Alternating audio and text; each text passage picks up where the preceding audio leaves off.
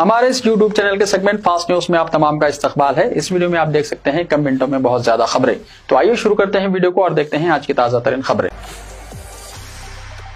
DCM driver की लापरवाही से दिलखराश सड़क हादसा। 10th क्लास का एग्जाम लिखकर वापस होने वाले 2 भाई बहन के अलावा छोटी बहन जख्मी। शमशाबाद में रोनुमा सड़क हादसे में एक ही खानदान के 3 बच्चे जख्मी हो गए, जिनमें से 2 10th क्लास का एग्जाम लिखने के बाद घर वापस हो रहे थे। आरजीआई एयरपोर्ट पुलिस के मुताबिक ग्रीन एवेन्यू कॉलोनी शमशाबाद से ताल्लुक रखने वाले 16 साल खलील और उनकी बहन 14 साल सादिया 10th क्लास में पढ़ रहे हैं। कल उनका आखिरी एग्जाम था। ताखिर की वजह से भाई बहन स्कूटी पर एग्जाम लिखने के लिए रवाना हुए। एग्जाम लिखने के बाद अपने रिश्तेदारों के मकान वाक़ शास्त्रीपुरम में मुकीम अपनी छोटी बहन 7 साल शाजिया को लेकर वो घर वापस हो रहे थे कि शमशाबाद के करीब डीसीएम ड्राइवर ने बर्ख रफ्तारी और लापरवाही से रॉन्ग साइड गाड़ी चलाते हुए इन बच्चों को टक्कर दे दी, जिसके नतीजे में वो शदीद जख्मी हो गए। हादसे में एक ही खानदान से 3 बच्चों के जख्मी होने की वजह से उनके अरकान खानदान सदमे से निढाल हो गए। जख्मी बच्चों को इलाज के लिए प्राइवेट हॉस्पिटल मुंतकिल कर दिया गया, जहां वो ज़ेर इलाज हैं।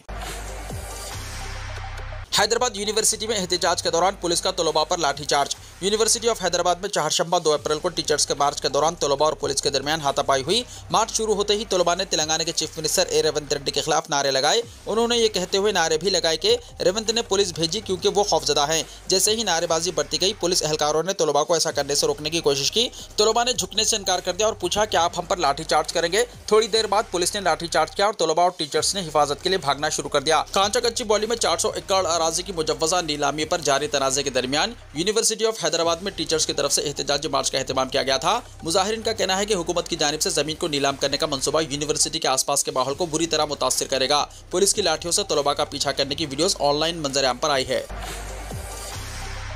सुरंग में लापता अफराद के खानदानों को मुआवजे की फराहमी। वज़ीर माल पी श्रीनिवास रेड्डी का बयान। रेस्क्यू ऑपरेशन जारी। वज़ीर माल पी श्रीनिवास रेड्डी ने कहा कि चीफ मिनिस्टर रेवंत रेड्डी की हिदायत पर जिले नागर कर्नूल की SLBC सुरंग में रेस्क्यू ऑपरेशन तेज रफ्तारी से जारी है और मजीद 10 से 15 दिन में रेस्क्यू का काम मुकम्मल होने का इम्कान है। वज़ीर पी श्रीनिवास रेड्डी ने आज SLBC सुरंग हादसे के मुकाम का दौरा किया और बाद में श्री सैलम में सहाफ़ियों से बात की। उन्होंने कहा कि गुज़िश्ता 40 दिनों से तकरीबन 800 माहिरीन दिन रात रेस्क्यू ऑपरेशन में मसरूफ़ हैं। इस वक्त 550 से 560 अफराद जदीद आलात के साथ इमदादी कार्रवाइयों में शामिल हैं। ताहम सुरंग में बड़े पैमाने पर ड्रिलिंग के दौरान लोहे और दीगर मवाद के चिपक जाने की वजह से मिट्टी निकालने का काम खतरनाक सूरत अख्तियार कर चुका है। अब तक 2 नाशें बरामद की जा चुकी हैं और बाकी लापता अफराद के घर वालों को मुआवजा फराहम करने के लिए जिले कलेक्टर को हिदायत जारी कर दी गई है। वज़ीर मौसूफ ने यकीन दहानी कराई कि मुस्तकबिल में इस किस्म के हादसात से बचने के लिए मुकम्मल एहतियाती इक़दाम किए जाएंगे और कांग्रेस दौरे हुकूमत में ही इस प्रोजेक्ट के जरिए ज़राई आबपाशी के लिए पानी सरबराह किया जाएगा। रियासती हुकूमत की जानिब से इमदादी कार्रवाइयों में किसी किस्म की रुकावट न आने देने के लिए तमाम ज़रूरी इंतजाम किए गए हैं। वज़ीर मौसूफ ने मज़ीद बताया कि चीफ मिनिस्टर रेवंत रेड्डी ने हिदायत की है कि collector, special officer, disaster management officer और SP हर वक्त मौके पर मौजूद रहें ताकि सूरत हाल पर मुसलसल नजर रखी जा सके। LRS स्कीम इस्तेफादा की तारीख में 30 अप्रैल तक तोसी। तेलंगाना हुकूमत ने लेआउट रेगुलराइजेशन स्कीम यानी LRS के तहत रियायती फीस की अदायगी की आखिरी तारीख में तोसी कर दी है। अब यह रियायत अप्रैल के आखिर तक जारी रहेगी। गुज़िश्ता 4 साल से पेंडिंग प्लॉट्स के रजिस्ट्रेशन के लिए हुकूमत ने मौका फराहम किया था, जिसके तहत LRS फीस पर 25% रियायत के साथ 31 मार्च तक अदायगी की इजाज़त दी गई थी। ताहम अवाम के नाकाफी रद्दमल को देखते हुए हुकूमत ने इस मुद्दत को 30 अप्रैल तक बढ़ाने का फैसला किया है। अगरचे हुकूमत ने अवाम को रियायती फीस के साथ रजिस्ट्रेशन की सहूलत फराहम की थी, लेकिन तवक्को के मुताबिक ज़्यादा दरख्वास्तें नहीं आई। इसी वजह से हुकूमत ने इस मुद्दत में तोसी का ऐलान किया है ताकि ज़्यादा से ज़्यादा अवाम इस स्कीम से फ़ायदा उठा सकें। हज 2025 के लिए तीसरी किस्त की अदायगी आज आखिरी तारीख। सहूलत से इस्तेफादा करने की आज़मीन से मौलाना खुसरो पाशा की अपील। हज 2025 के मुंतखब आज़मीन हज के लिए हज मसारिफ की तीसरी और आखिरी किस्त की अदायगी की तारीख जुमेरात 3 अप्रैल मुकर्रर की गई है। हज कमेटी ऑफ इंडिया ने वाज़ेह किया है कि 3 अप्रैल के बाद आज़मीन हज की अदायगी काबिल कबूल नहीं होगी। मौलाना सैयद शाह गुलाम अफजल बियाबानी खुसरो पाशा सदर नशीन तेलंगाना स्टेट हज कमेटी ने आज़मीन हज से अपील की है कि वो इस सहूलत से इस्तेफादा करते हुए तीसरी किस्त की रकम फौरी अदा करें। उन्होंने कहा कि ऐसे आज़मीन जिन्होंने अब तक एक भी किस्त अदा नहीं की वो भी जुमेरात 3 अप्रैल तक मुकम्मल रकम अदा कर सकते हैं। हैदराबाद से रवाना होने वाले आज़मीन को तीसरी किस्त के तौर पर 58,000 रुपये अदा करने होंगे, जबकि कमसिन आज़मीन को 20,650 रुपये अदा करने होंगे। कुर्बानी की अदायगी के लिए 16,600 रुपये मुकर्रर किए गए हैं। कुर्बानी की रकम के बशमूल 3,46,900 रुपये फ़ीकस रकम अदा करने होंगे। सदर नशीन हज कमेटी ने मज़ीद कहा कि आज़मीन हज स्टेट बैंक ऑफ इंडिया कोठी में ब्रांच पर काउंटर नंबर 28, 29 और 30 से रुजू होकर नकद रकम अदा कर सकते हैं। Sajjad Ali executive officer Telangana state हज कमेटी ने कहा कि आज़मीन हज रकम अदा करते वक्त अपने साथ आधार कार्ड और पैन कार्ड जरूर साथ रखें। मज़ीद तफसीलात के लिए फ़ोन नंबर 04023298793 पर कॉन्टैक्ट कर सकते हैं। हफ्ते में दूसरी बार यूपीआई ऑपरेशंस मुतासिर। यूनिफाइड पेमेंट इंटरफेस यानी यूपीआई खिदमत चहारशंबे को मुतासिर रही। ये एक हफ्ते में इस तरह का दूसरा सर्वर डाउन है। यूपीआई की कारकर्दगी पर नजर रखने वाले इदारे के मुताबिक रात 8 बजे तक 449 शिकायतें दर्ज की गई। तकरीबन 53% इस्तेमाल कुनिंदों ने ऐप्स के जरिए फंड्स की मुंतकिली में मसाइल की शिकायत की। 26 मार्च को भी डिजिटल लेन देन मुतासिर हुआ था। तब्दीली का मतलब अवाम की आंखों में आंसू है क्या? केसीआर का कांग्रेस हुकूमत से सवाल। बीआरएस के सरबराह और साबिक चीफ मिनिस्टर के चंद्रशेखर राव ने रियासत की ताज़ा सूरत हाल पर तशवीश का इजहार करते हुए कहा कि कांग्रेस पार्टी ने तब्दीली का नारा देते हुए इंतखाबी मुहिम चलाई, समाज के तमाम तबकात के लिए ढेर सारे वादों का ऐलान किया, लेकिन आज समाज का कोई भी तबका कांग्रेस हुकूमत की कारकर्दगी से मुतमईन नहीं है। अवाम की आंखों में आंसू हैं। उन्होंने कांग्रेस हुकूमत से सवाल किया कि क्या यही तब्दीली है? 27 अप्रैल को जिले वरंगल के एलकातिर्ती में मुनक्किद होने वाले बीआरएस पार्टी के सिल्वर जुबली जलसे आम की तैयारियों का जायजा लिया। इस जलसे आम में 10 लाख अफराद की शिरकत को यकीनी बनाने और मौसम गर्मा के पेश नजर उनके लिए एहतियाती इक़दामात पर भी तबादला ख्याल किया गया। केसीआर ने पार्टी के कायदीन से खिताब करते हुए कहा कि रियासत में हर तरफ मसाइल ही मसाइल हैं। कांग्रेस का 15 महीने का दौरे हुकूमत इंतहाई मायूसकुन है। एक तरफ किसान परेशान है तो दूसरी जानिब तलबा सड़कों पर है। खवातीन से किया गया कोई भी वादा पूरा नहीं किया गया। SC ST BC minority declaration का ऐलान करते हुए इन तबकात को सब्ज़ बाग दिखाए गए। अवाम ने कांग्रेस पर भरोसा किया। हुकूमत अवाम की तवक्कुआत को पूरा करने में नाकाम हो चुकी है। रेवंत रेड्डी हुकूमत वादों को पूरा करने के बजाय सरकारी खजाना खाली होने और बीआरएस हुकूमत पर रियासत को मखरूज कर देने के इल्जामात लगाते हुए राह फरार इख्तियार कर रही है। रियासत के अवाम फिर एक बार बीआरएस की जानिब उम्मीद से देख रही है। पार्टी के सिल्वर जुबली जलसे के जरिए अवाम को भरोसा दिलाने की कोशिश की जा रही है। केसीआर ने कहा कि बीआरएस पार्टी अपोजिशन का तामीरी रोल अदा कर रही है, हर समाज के दुख दर्द में बराबर शरीक हो रही है। बीआरएस की जानिब से अवामी मसाइल को ऐवान में मौजूद बहस बनाया जा रहा है और दूसरी तरफ सड़कों पर एहतजाज करने के साथ साथ अदलिया में कानूनी लड़ाई लड़ी जा रही है। इंटरमीडिएट कॉलेजों को 1 जून तक छुट्टियां। Telangana state board of intermediate education ने रियासत भर के तमाम इंटरमीडिएट जूनियर कॉलेजों के लिए 1 जून तक छुट्टियों का ऐलान किया है। यहां जारी करदा प्रेस नोट में मुतल्ला किया गया है कि 2 जून से नया तालीमी साल शुरू होगा। इन अहकाम का इतलाक तमाम इंटरमीडिएट कॉलेजेस बशमुल गवर्नमेंट, प्राइवेट और इमदादी कॉलेजों पर भी रहेगा, जिन्हें सख्ती के साथ छुट्टियों के शेड्यूल पर अमल आवारी की हिदायत की गई है। बोर्ड ने तलबा पर जोर दिया कि वो छुट्टियों का इस्तेमाल तालीम और हुनर में इजाफे के लिए करें। Secretary board S Krishna Aditya ने कहा कि अगर कोई इदारा तातीलात की मुद्दत के दौरान गैर मजाज तौर पर क्लासेस मुनक्किद करेगा तो इसके खिलाफ बोर्ड के गाइडलाइंस के तहत सख्त कार्रवाई की जाएगी। 10th क्लास उर्दू मीडियम के मैथ्स पर्चे में संगीन गलती, तलबा को ग्रेस मार्क्स देने का मुतालबा। Board of secondary school education रियासत तेलंगाना की जानिब से 10th क्लास मैथ्स के तैयार करदा क्वेश्चन पेपर के एक तवील जवाबी सवाल नंबर 18 के उर्दू तर्जुमे में एक संगीन गलती के पेश नज़र Telangana Urdu medium maths teachers forum की जानिब से director government exams board of secondary school education रियासत तेलंगाना मिस्टर कृष्णा राव को याददाश्त पेश की गई, जिसमें सवाल नंबर 18 के गलत तर्जुमे के पेश नज़र तलबा को बतौर तलाफी 6 निशानात बढ़ाने का मुतालबा किया गया। याददाश्त में तफसील से दलाइल के साथ मसले को समझाया गया। डायरेक्टर जनाब कृष्णा राव ने तयक्कुन दिया कि इस सिलसिले में एक कमेटी कायम की गई है और इसकी रिपोर्ट की बुनियाद पर कार्रवाई की जाएगी। उन्होंने बताया कि इस मामले में मुख्तलिफ यूनियनों की जानिब से याददाश्त मुतालबात पेश किए जा रहे हैं। इस जिमन में उन्होंने इंसाफ की यकीन दहानी की। वफ्द में Mohammad Abdul Malik SA max government high school Nawab Sahab Kunta, जनाब Wajiuddin Hamid Ansari SA max government high school Galbalguda और जनाब Syed Naveed Akhtar Zaidi SA max government high school Jahanuma मौजूद थे।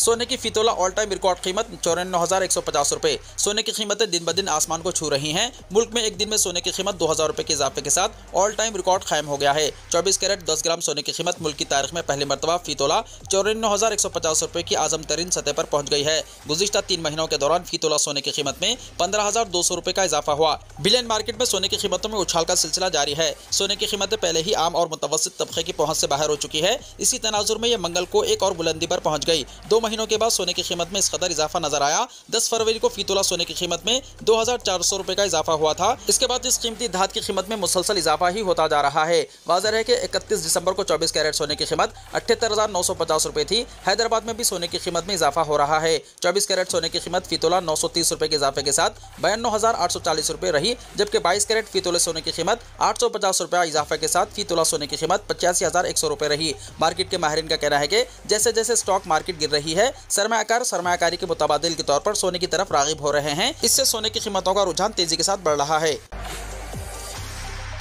वक्फ तरमीमी बिल लोकसभा में मंजूर, नीतीश कुमार और चंद्रबाबू नायडू की तायद। वक्फ तरमीमी बिल 2024 को लोकसभा में चारशंबे की रात मंजूर कर लिया गया। इस बिल के हक में 288 वोट आए, जबकि मुखालिफत में 232 वोट डाले गए। अपोजिशन की जानिब से पेश की गई तमाम तरमीमात को सूती वोट के जरिए मुस्तरद कर दिया गया। ये बिल 12 घंटों के तवील मुबाहिस के बाद मंजूर कर लिया गया। बहस के दौरान हुकूमत और अपोजिशन के अराकीन ने अपने मौक़िफ़ का भरपूर दिफा किया। एनडीए के हलीफ जमातों जनता दल यू यानी जेडीयू और तेलुगु देशम पार्टी ने भी इस बिल की हिमायत में हुकूमत का साथ दिया, जिससे इस बिल की मंजूरी में हुकूमत को मज़ीद तक़वियत मिली। अपोजिशन ने मुख्तलिफ वजूहात की बिना पर बिल की मुखालिफत की, लेकिन हुकूमत ने इस बिल को अवामी फलाह के लिए जरूरी करार दिया। मुल्क गिर सतह पर मुसलमानों के शदीद एहतजाज और अपोजिशन के एतराज़ात के दरमियान ये बिल आधी रात को मंजूर कर लिया गया।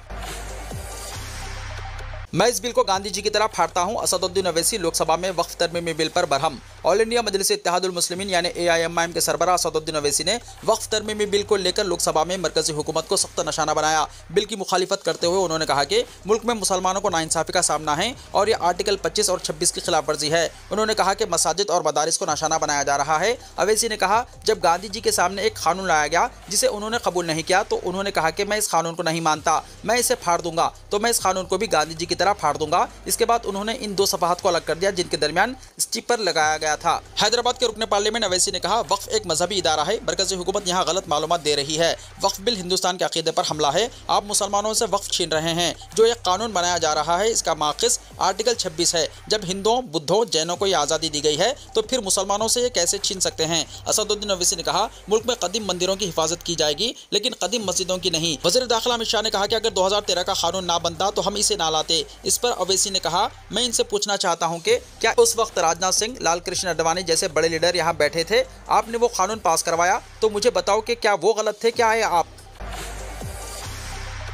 वक्फ तरमीमी बिल से अक़लियतों को कुचलने की साजिश, शर्मिला ने कहा।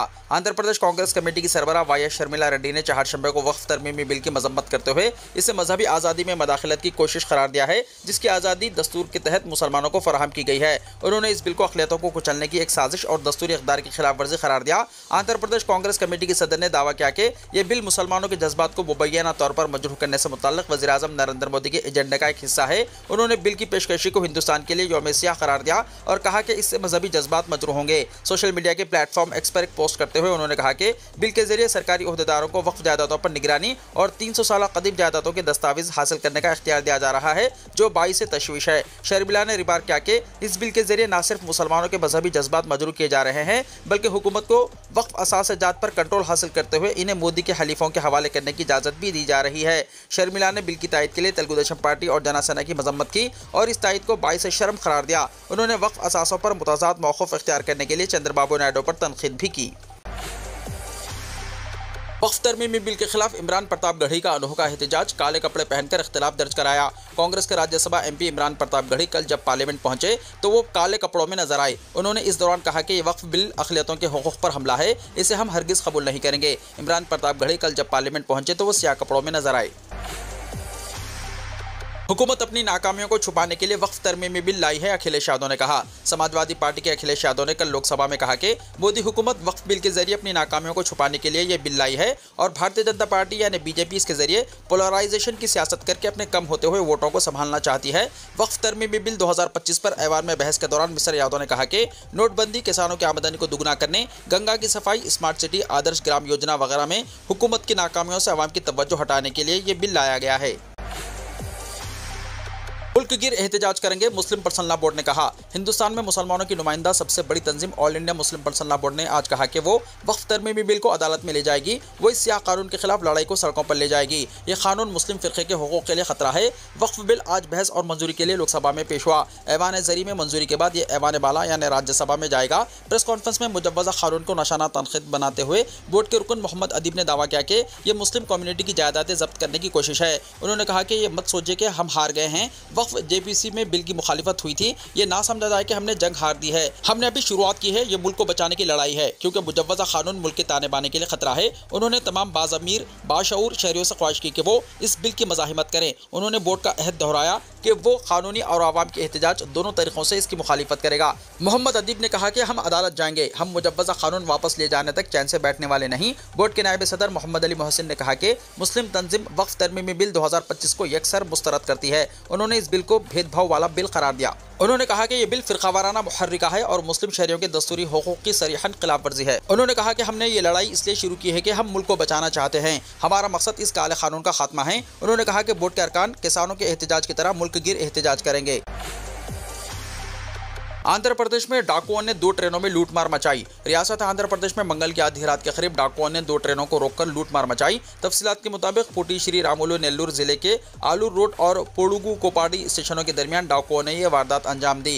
डाकुओं ने रेल के सिग्नल में तकनीकी खराबी पैदा करके बेंगलुरु एक्सप्रेस और चंडीगढ़ एक्सप्रेस को रोक लिया। इसके बाद डाकू बोगियों में दाखिल हुए और खवातीन के गले के सोने के हार और उनके बैग लूटकर राह फरार इख्तियार की। तकरीबन 30 मिनट तक दोनों ट्रेनों में डाकुओं के गिरोह ने अफरा तफरी मचाई, जिसके सबब मुसाफिर शदीद खौफ व हिरास का शिकार हो गए और खवातीन चीखों पुकार करने लगी। बाथरूम में रहती है ये लड़की, बताई चौंका देने वाली वजह। चीन की एक 19 साल नौजवान लड़की ने सोशल मीडिया पर तहलका मचाते हुए अपनी गैर मामूली रिहाइश की तस्वीर शेयर की, जिसे देखकर हर कोई हैरान रह गया। ये तस्वीर दरअसल उसके दफ्तर के 6 मुरब्बा फीट के टॉयलेट की है, जहां वो सिर्फ 50 युआन यानी $60 माहाना किराया अदा कर रही है। ज्यादातर लोग रिहाइश के खर्चात कम करने के लिए मुख्तलिफ तरीके अपनाते हैं, लेकिन इस लड़की ने अपने दफ्तर के गैर इस्तेमाल शुदा टॉयलेट को अपना घर बनाकर सबको हैरान कर दिया। इस लड़की का कहना है कि वो एक गरीब खानदान से ताल्लुक रखती है और इसके पास 800 युआन यानी तकरीबन 110 अमेरिकी डॉलर या इससे ज्यादा का किराया अदा करने की इस्तिताअत नहीं थी, लिहाजा इसने अपने बॉस से दफ्तर में रहने की इजाजत तलब की। इसकी पोस्ट वायरल होने के बाद सोशल मीडिया सारिफीन में हलचल मच गई। कई लोगों ने इस वाक़े को सिर्फ तवज्जो हासिल करने का हरबा करार दिया, क्योंकि इस हालत में कोई भी रिहाइश अख्तियार करने के बारे में नहीं सोच सकता। तहम इसके बॉस ने सोशल मीडिया पर इस बात की तस्दीक की कि वो हकीकतन इस फैक्ट्री के 6 मुरब्बा फीट के टॉयलेट में रह रही है। बॉस ने कहा कि इसने मुझसे पानी और बर्फी के लिए इजाफी 50 युआन देने पर इसरार किया था, लेकिन मैंने इससे कोई रकम नहीं ली। इनका मजीद कहना था कि ये फैक्ट्री एक दूर दराज सनती इलाके में वाक़ है, जहाँ कम कीमत पर रिहाइश का इंतजाम करना काफी मुश्किल है। इस वाक़े पर चीनी सोशल मीडिया सारिफिन की मुख्तलिफ आरा सामने आई। कुछ लोगों ने इसकी लगन और किफ़ायत शियारी की तारीफ की, जबकि दूसरों ने इसकी सेहत को ज्यादा अहम करार देते हुए कहा कि किसी को भी ऐसी नाकिस हालत में नहीं रहना चाहिए जब तक कि वो बिल्कुल मजबूर ना हो। वीडियो को लाइक शेयर कीजिए और हमारे इस YouTube चैनल को सब्सक्राइब करते हुए इसके बेल आइकॉन को प्रेस कर लीजिए, ताकि ऐसी ही ताज़ा तरीन खबरों का नोटिफिकेशन सबसे पहले आपको मिलता रहे।